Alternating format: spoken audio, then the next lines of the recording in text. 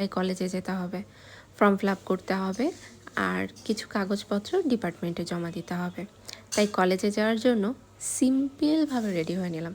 আমি সবসময় কলেজে এভাবেই সেজে যাওয়ার চেষ্টা করি, মানে একদম হালকা একটা টাচ আপ দিয়ে যাওয়ার চেষ্টা করি।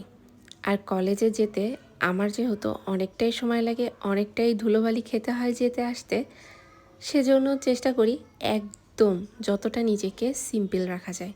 তো নাও আমি কিন্তু কলেজে যাওয়ার জন্য রেডি। কিছু প্রয়োজনীয় কাগজপত্র দরকার ছিল, সেগুলোও নিয়ে নিলাম। কাগজপত্র রেডি করে নিজেকে রেডি করে বের হয়ে পড়লাম। অনেকদিন কলেজে না আসার জন্য এই চেনা রাস্তাটাও যেন কেমন অচেনা লাগছিল। আর তারপরে সাথে ছিল বান্ধবী। বান্ধবী ছাড়া তো এক পাও নড়তে পারি না। তারপর টুকুর টুকুর করে চলে আসলাম এই তো ফর্ম ফিল আপ করতে। আর কলেজে এসেছি, কোনটার পরে কি খাবো সেগুলোই দুই বান্ধবী বসে বসে চিন্তা করছিলাম। রেজাল্টের যে দুর্গতি, তাতে করে এতগুলো টাকা দিয়ে ফর্ম ফিল আপ করতে খুব বেশি মায়া লাগছিল।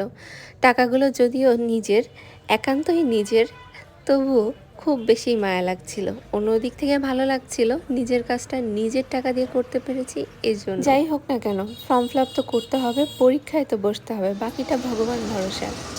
আমরা ফর্ম ফিল আপ করে আসলাম।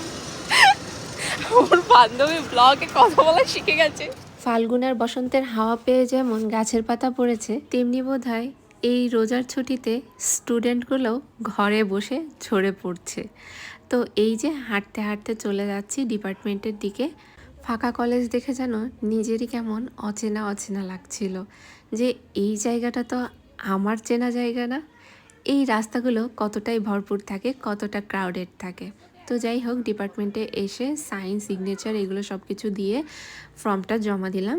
আর আমার ডিপার্টমেন্টটা তো তোমরা সবাই জানো আমি কোন সাবজেক্টে পড়ি, কোন কলেজে পড়ি, কোন ডিপার্টমেন্টে। তোমাদেরকে নতুন করে আর আমার কোনো কিছুই বলার নেই। তো চলো তোমাদেরকে আমার ডিপার্টমেন্টের উপর সেক্টরটা একটু দেখাই।